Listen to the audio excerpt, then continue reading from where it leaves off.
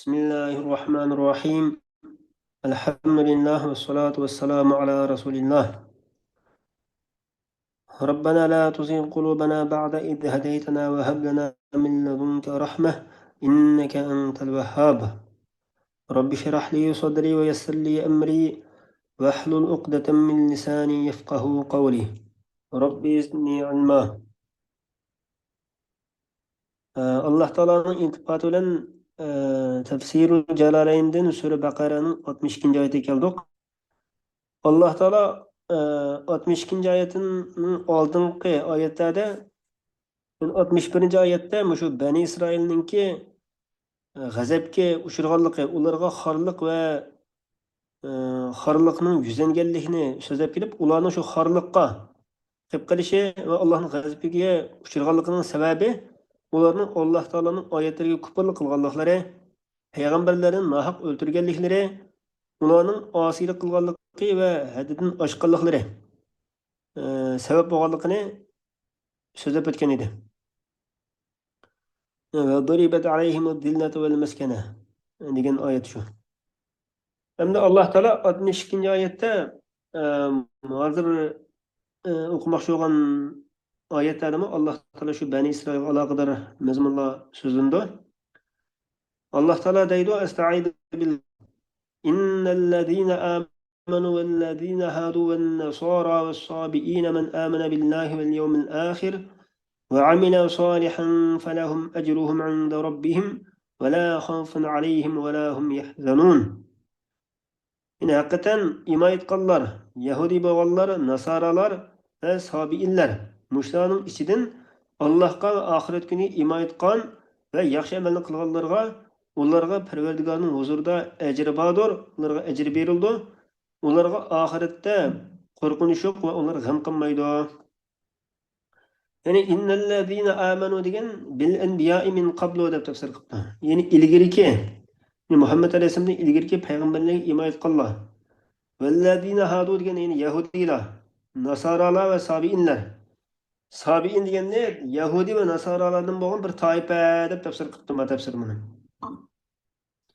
Oshlarning ichidan Allohga va oxiratga iman etganlar. Oshlarning ichidan yine bizning payg'ambarimizning zamonida, yine Muhammed Aleyhisselam'ның zamanı kelgan vaqtda yine Allohga va oxiratga iman etganlar ve Muhammed Aleyhisselam'ның shariati bo'yicha yaxshi amalni qilganlar. Muşlarga kelsak, ularning ajri bordir, ya'ni ularning amallarining savobi bordir Parvardigorning huzurida. Va la xawfun alayhim va la hum yahzanun. Ularga qo'rqinish yo'q va ular g'am qilmaydi oxiratda. Mayadamni mutlaq keltirgandan keyin balki shu bu dunyoda ularga qo'rqinish yo'q va g'amkin bo'lgan ish yo'q deb tushunsak bo'lishi mumkin endi. Ru'ya fi damiri amana ve amila lafzu men. Yine amana bilen amilaninki zemiride menning lafzi ra'y qilindi. Yine men amana billahi vel yevmil ahir ve amila degan amana bilen amila birlik holat. Buningda menninki lafzi jihatdagi ma'nosi ra'y qilindi demak şimdi. Lafzi jihati birlik bo'lgandan keyin shu bo'yicha bo'ldi. Ama ondan keyingi so'zlarda, ondan keyingi jumlalarda menning ma'nosiga rioya qilindi. Xavfun alayhim falahum ajruhum alayhim yahsanun deb ularning hammasi ko'plik endi. Bu ko'plik bo'lgandan keyin menningki lafziga emas, ma'nosiga rioya qilinib, shu bo'yicha bo'ldi demoqchi ekan. Xo'sh, keyingi oyatda Alloh taolo deydi: "Va iz akhadna mithaqakum ورفعنا فوقكم الطور خذوا ما آتيناكم بقوة واذكروا ما فيه لعلكم تتقون." Yani eslanasla Yahudiler, yani Bani İsrail kavmi şu vaktdeki sizlerden biz ahd misak aldık. Yani ahdakum bil ameli bima fit Tevrati. Tevrat'taki şu mezmunlara amel qilish qarta ahd algan şu vaktini eslanlar. Biz ahd algan edik sizlerden. Ve kötürgen edik sizlerden üstünlerine tur tegini. Yine bu tur tegini yıldızdan kumrup sizlerning ustinglarga shuni ko'targan edik. Lamma abaytum qabulaha. Shu Tavratni qabul qilishga unmagan vaqtinglarda. Va degan edik sizlarga biz ato qilgan narsani quvvat bilan tutinglar. Yine nati jidd, tirishchanlik bilan, keskinlik bilan mana ching tutinglar deb shuni ahd misaq olgan edik. Va yana eslanglarki ma fihi vadhkuru ma fihi la'allakum tattaqun. Tavrat kinasiga amal qilish bilan og'a shu ahdni eslanglar demoqchi ekanimda. La'allakum tattaqun. Sizlar do'zaxdan va gunoh masiyatlardan saqlanishinglar uchun.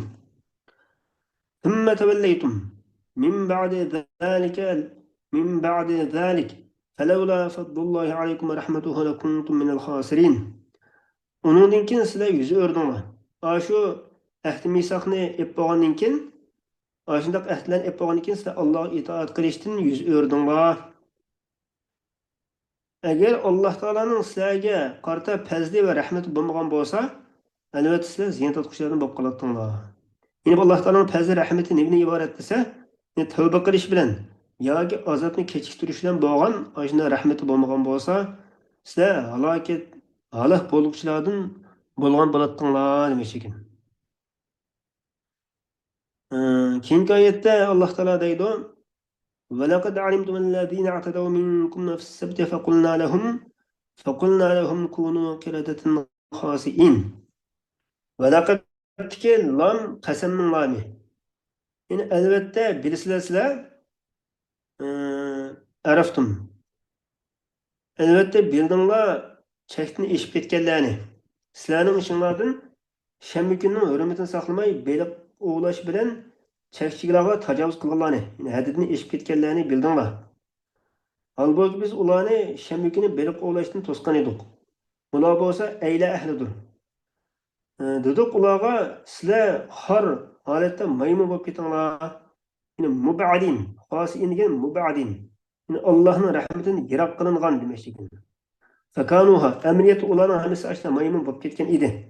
Va ular tushgandan keyin hammasi halok bo'ldi deydi. فجعلناها نكالا لما بين يديها وما خلفها وموعظة للمتقين. Şu azap uqubatni biz bir ibret qildik. Yani şu zamandaki onun keyingi ümmetler deydi. Ve bunu Allah'ın korkudan takvadorlarga bir biz nasihat bo'lgan mau'iza qildik. Nakalan degan ular amal qilgan narsani o'qishni qilishdan to'sadigan bir ibrat bo'g'ichi qildik demoqchi ekan. Ya'ni mushundaq Allohning chegarasini eshib ketganlar ularning jazosi mushtaq bo'ladi deyilganga. Lima bayna yadayha va ma khalfaha degan şu zamandaki ümmetlerge, ondan keyin kelgan ümmetlerge, hammasiga. Yine ve mev'izatul lil muttaqin. Muttaqilarga degan shu Allohdan qo'rqadigan kishilarga bir o'z nasihat qildik. Bu yerda bu ahvol muttaqilarga emas, har qanday insonlarga bir o'z nasihat hamda. O'sha hammasiga bir ibrat edi. Bu yerda muttaqilarni alohida keltirishga sabab nima desa, çünkü muttaqilar bo'lsa, mushu o'z nasihatidan alohida manfaat olgan kishilardir. Ularning g'ayri undaq emas. Xo'sh, endi keyingi oyatda Alloh taolo deydi: "Va id qala Musa liqaumihi innalloha ya'murukum an tadhbahu baqarah. Qalu atattakhiduna huzuwa. Qala a'udhu billahi an akuna minal jahilin." Aslida yana Muhammad alayhisalom shunda bir vaqtniki yetdi Musa alayhisalom qavmiga. Haqiqatan Alloh taolo sizlarni bir kala bo'g'izlashib buyurdi dedi. Yine vaqt qutila lahum qatilun la yudra qatiluhu. Ularning ichida shu Bani Isroil qavmining ichida bir kishi o'ldirilgan bo'lib, uni o'ldirgan kishiniki kim ekanligi bilinmagan edi. Shuning bilan so'rdi ular Musa alayhisalomdan Alloh taologa duo qilishga, ularga mushu o'ldirgan qotilni kim ekanligini bayon qilib berish to'g'riliq Allohga duo qilishni so'ragan edi. So'ragandan keyin Musa alayhisalom Allohga duo qildi. Innalloha ya'murukum an tadhbahu baqara. Haqiqatan Alloh taolo sizlarni bir kala bo'g'izlashga buyuriydi dedi. Ular sen bizni zon qilib o'tamsan dedi. Yine mehzuen bina haythu tujibuna bimisli zalik. Bizga oshunning o'xshash javob berish orqali bizni masxir qilmoqchi qilib o'tamsan debdi. Degandan keyin Musa alayhissalom dedi: "A'udhu billahi an akuna minal jahilin." Men Alloh taologa sig'inib, johillardan, ya'ni zoni qiluvchilardan bo'lib qolishdan panoh tilayman. Allohga sig'inib demişsin. Falamma alimu annahu azmun.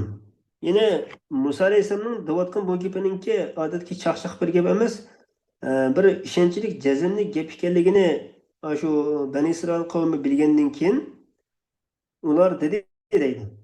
Ud'u lana robbak yubayyin lana ma hiya. Yubayyin lana ma hi. Yine shu sen davatgan kalaninki yeshi nima ekanligini Parvardigoring bizga bayon qilib bersin. Misol Rabbingga duo qilgan, Rabbing bizga bu ahvolni aniq bayon qilib bersin dedi. Degandan keyin Musa alayhissalom dediki, innahu yaqulu innaha baqaratun la faridu va la bikr. Awanun bayna zalik. Innahu deki hu almash Allohga aytilgan. Yine hakikaten Allah Teala aytdi, hakikaten u kala bo'lsa shunda bir kaliki la faridun. Yine bak qirib ketgan emas.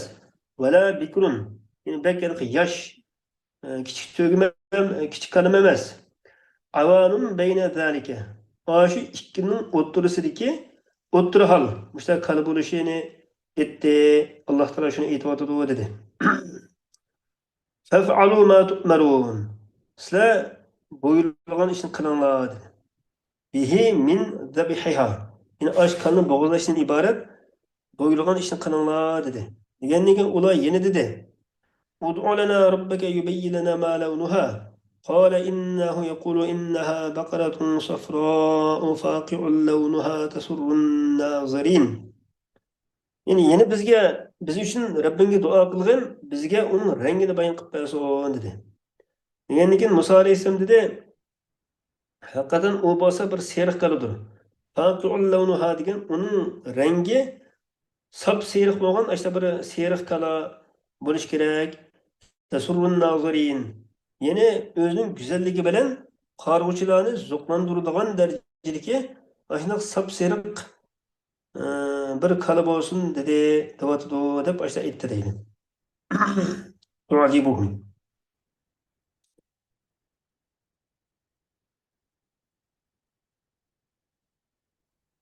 قالوا ادع لنا ربك يبين لنا ما هي إن البقرة تشابه علينا وإنا إن شاء الله لمهتدون. Yine Musa deb tursa, ular yana Musa alayhissalomga debdi.